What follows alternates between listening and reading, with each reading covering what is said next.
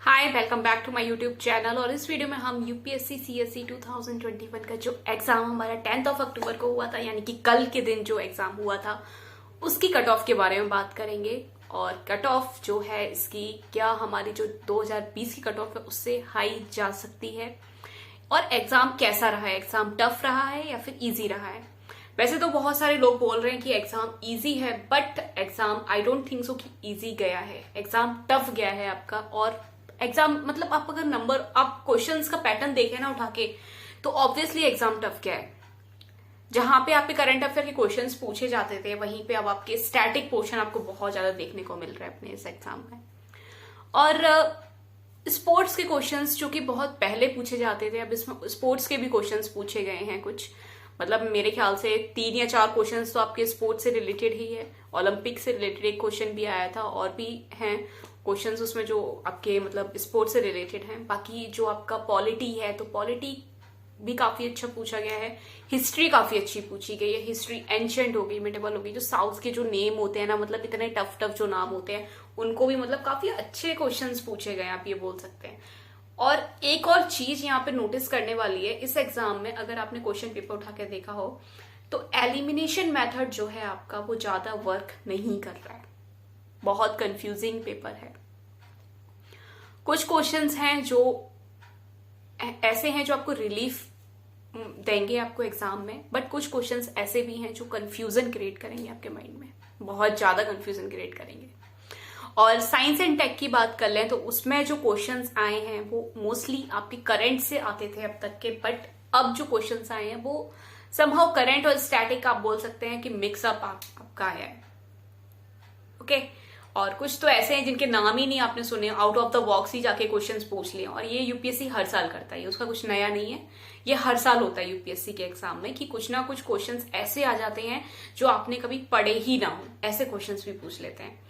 But यहाँ पे अब हम कट ऑफ की बात करते हैं, तो कट ऑफ की अगर हम बात करें तो कट ऑफ आपका एज कम्पेयर टू 2020 जो है ये एग्जाम है, 2020 वाला एग्जाम बहुत ज्यादा टफ था 2021 की कंपैरिजन में। ये भी टफ है एग्जाम, बट स्टिल आपका 2020 का एग्जाम इज रियली बहुत ज्यादा हार्ड, आप बोल सकते हैं उसको।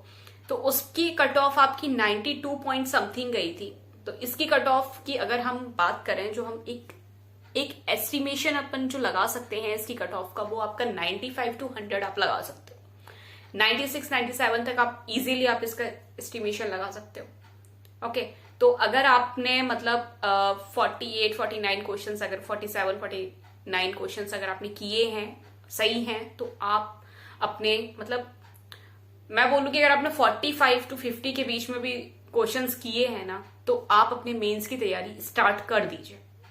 रिजल्ट का वेट नहीं करना है, क्योंकि रिजल्ट का वेट करोगे, रिजल्ट इसका वैसे तो बहुत जल्दी आ जाता है, बट स्टिल अगर आप रिजल्ट का वेट करोगे तो काफी टाइम आपका निकल जाएगा, और मेंस के लिए आपको इतना टाइम नहीं मिलेगा। और मेंस की अपन सब जानते हैं, हमारा जब प्री क्लियर हो जाता है तो मेंस के लिए हम लोगों को करने के लिए बहुत मतलब एक एक दिन आप बोल सकते हैं इंपॉर्टेंट हो जाता है। ओके। तो आपको यहाँ पे रिजल्ट का वेट नहीं करना है, आप मतलब अपना प्रिपरेशन स्टार्ट कर दीजिए। अगर मान लीजिए आपका नहीं भी होता है तो वो आपकी 2022 में काम आएगी प्रिपरेशन, बट आपको अपनी प्रिपरेशन स्टार्ट कर देनी है। 1-2 दिन का गैप लीजिए और अपनी प्रिपरेशन को स्टार्ट करिए, मेंस की प्रिपरेशन को स्टार्ट करिए। जो क्वेश्चंस रहे हैं, तो वो क्वेश्चंस का जो ओवरव्यू है वो मैं आपको दिखा देती हूँ यहाँ पे, कैसे क्या क्वेश्चंस आए हैं। जैसे कि आप यहाँ पे देख सकते हो, ये जो क्वेश्चंस हैं पॉलिटी से रिलेटेड क्वेश्चंस हैं। कुछ क्वेश्चंस, हाँ मैं बोलूंगी कुछ क्वेश्चंस आपको रिलीफ प्रोवाइड करेंगे, बट हाँ वहीं पे कुछ क्वेश्चंस आपको ऐसे भी मिलेंगे जो कि आपको समहाउ कंफ्यूजन क्रिएट करेंगे आपके माइंड में। जैसे कि यहाँ पे कॉन्स्टिट्यूशन से रिलेटेड ये जो क्वेश्चन है, ये डायरेक्ट तो नहीं बोलेंगे, बट हाँ घुमा के दिया हो गया है। इसका जो आंसर रहेगा ये directly principle of state policy रहेगा। और बाकी जो सेकेंड वाला है, right to property in India, ये कौन सा राइट है, लीगल है, फंडामेंटल है, ये बताना है आपको। कुछ क्वेश्चंस ठीक ठीक हैं, और वहीं कुछ क्वेश्चंस ऐसे भी हैं जो कहीं ना कहीं आपको कंफ्यूजन बहुत ज़्यादा देंगे। जैसे कि एक ये आपको दिया गया था, ये आपको एक स्टेटमेंट दे दिया था, हालवी हो एंड क्वी, ये क्या है? ट्राइबल लैंग्वेज है ये वैसे तो इसका आंसर, बाकी जो भी है आप इसको देख सकते हैं। इसके अलावा ये स्पोर्ट्स से रिलेटेड क्वेश्चंस आए हैं जो कि पहले नहीं आते थे, वो इस बार भी देखे गए हैं। 3-4 क्वेश्चंस तो आपको ये देखने को मिल रहे हैं इसमें।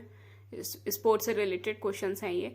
और बाकी आपका ये जो स्टेटमेंट वाले क्वेश्चन, इसमें आपको बहुत ज़्यादा ध्यान रखना पड़ता है कि कौन सा स्टेटमेंट सही है, 1, 2, और इसमें मतलब कहीं ना कहीं आपको कन्फ्यूज़न थोड़ा सा रहेगा कि, और अगर आप मान लीजिए अगर आपने नहीं ठीक से पढ़ा है ना, तो आपका गलत होने के चांसेस भी इसमें बहुत ज़्यादा हाई भी हो जाते हैं। तो बोल सकते हैं एलिमिनेशन मेथड भी इतना ज़्यादा वर्क नहीं करता है अगर आपको ठीक से नॉलेज नहीं है इसके बारे में तो। और साइंस एंड टेक में भी आपको बहुत नए नए क्वेश्चंस भी देखने को, नए नए तो नहीं बोलूँगी, बट हाँ कुछ क्वेश्चंस ऐसे हैं जो कि जिनका नाम ही नहीं सुना है अपन ने। जैसे ये आपका आ गया बिस्फेनॉल ए, तो इसका क्या है, ये आपने पढ़ा है या नहीं पढ़ा है, इसके नाम से ही अपन को कहीं ना कहीं थोड़ी बहुत चीज़ें ऐसी हैं। ये राइट टू प्राइवेसी किस आर्टिकल के अंदर आता है, ये समहाउ ये जो क्वेश्चंस हैं, ये थोड़े बहुत क्वेश्चंस ऐसे हैं जो आपको मतलब थोड़ा सा इजी बोल सकते हैं आप, अगर आपने पॉलिटी ठीक से पढ़ी हुई है तो। ओके, और ब्रिटिश मॉडल पे है, और भी बाकी क्वेश्चंस हैं। हिस्ट्री के क्वेश्चंस जो हैं इसमें, वो भी काफ़ी अच्छे क्वेश्चंस पूछे गए हैं। अच्छे क्या, टफ बोलेंगे, काफ़ी मतलब साउथ के जो लोग हैं, जैसे जगह है, तो उनके भी नाम बहुत ज़्यादा टफ हो जाता है। जैसे अपन सभी जानते हैं वो बहुत ज़्यादा टफ हो जाता है उसके नाम वगैरह को याद करना, बट स्टिल क्या कर सकते हैं आप। And one more thing guys, please let me know in the comment box कि ये आपको एग्ज़ाम जिन्होंने भी अटेम्प्ट किया है उनको कैसा लगा। ये एग्ज़ाम उनके मतलब ईजी है, टफ है, या फिर मॉडरेट है, कैसा है? Please let me know in the comment box.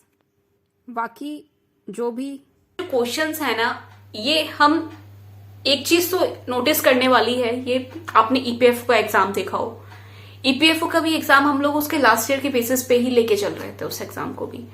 और जो हमारा यूपीएससी का एग्जाम है, इसको भी मतलब एक अगर हम नॉर्मल बात करें तो ऑब्वियसली हम अपने लास्ट ईयर के जो हमारे प्रीवियस ईयर के क्वेश्चन पेपर होते हैं उन्हीं के बेसिस पे ही प्रिपरेशन स्टार्ट करते हैं। बट यूपीएससी का जो अभी जो देखा जा रहा है, अगर आप जो इस यूपीएससी में देखा जा रहा है, जो भी ये एग्जाम कंडक्ट करा रहे हैं यूपीएससी वाले, उसमें ये है कि कोई भी चीज ऐसी नहीं है जिससे आप बोल पाए कि ये लेस इंपॉर्टेंट है, ये ज्यादा इंपॉर्टेंट है। एवरीथिंग इज इंपॉर्टेंट, जो भी आपके सिलेबस में है एवरीथिंग इज इंपॉर्टेंट। स्टैटिक पे ज्यादा फोकस नहीं करना है, करंट पे ज्यादा फोकस करना है, क्योंकि करंट से ज्यादा क्वेश्चंस आते हैं, और या फिर स्टैटिक पे ज्यादा क्वेश्चन आते हैं। ये कुछ नहीं बोला जा सकता। अभी इस टाइम उन्होंने स्टैटिक ज्यादा पूछ लिया है, क्या पता 2022 में वो करंट पूछ ले। कुछ नहीं बोला जा सकता है यूपीएससी के बारे में, इसीलिए इसको अनप्रिडिक्टेबल एग्जाम बोला जाता है। आपको एक सरप्राइज आपको मिलता ही है, वो एक सरप्राइज आपके लिए रखते ही हैं एग्जाम के लिए, जो कि हम लोगों को बच्चों को मिल ही जाता है। ठीक है, तो all the best for your mains exam. जिनके भी स्कोर मतलब जो मैंने कट ऑफ आपको बताई है, जिनके भी उतने मतलब 45 to 50 तक जो भी स्कोर कर रहे हैं, जो उनके भी क्वेश्चंस राइट हैं, तो वो अपने आगे की प्रिपरेशन को स्टार्ट करिए, क्योंकि समहाउ आपका कट ऑफ इतना ही जाएगा, इससे ज्यादा नहीं जाएगा। 110, 100 से ऊपर बहुत मुश्किल है कि 100 से ऊपर जाए, क्योंकि paper is not that much easy. Okay, so चलिए मिलते हैं अपने नेक्स्ट वीडियो में, तब तक के लिए बाय बाय, टेक केयर।